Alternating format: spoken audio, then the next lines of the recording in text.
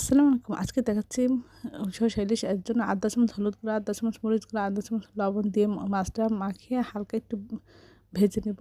তারপরে আমরা এর মধ্যে কালো সরিষা, একটা কাঁচামরিচ লবণ দিয়ে ব্লেন্ড করব যেন সরিষাটা তেতো না হয়।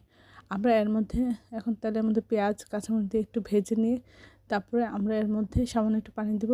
দিয়ে আধা চামচ হলুদ গুঁড়া, আধা চামচ ধনিয়া গুঁড়া, আধা চামচ জিরা গুঁড়া, আধা চামচ লবণ, আধা চামচ মরিচের গুঁড়া দিয়ে আমরা একটু মশলাটা কষিয়ে নেব। তারপরে ঝোল দেব।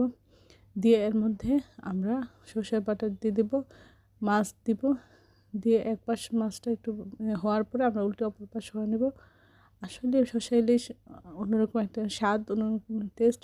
আপনারা বাসায় আশা করি এটা ট্রাই করবেন, একবার হলেও ট্রাই করবেন। এটা অন্যরকম, আসলে অন্যরকম একটা মজার। এই ধরনের সুন্দর সুন্দর ভিডিওগুলো পাওয়ার জন্য সবাই আমার চ্যানেলটি লাইক এবং শেয়ার দেবেন, সাবস্ক্রাইব করবেন এবং প্রিয়জনকে বেশি বেশি করে শেয়ার দেবেন। তাহলে এই ধরনের সুন্দর সুন্দর ভিডিওগুলো আপনারা দ্রুত পেয়ে যাবেন, আপনাদের কাছে দ্রুত নোটিফিকেশন চলে যাবে।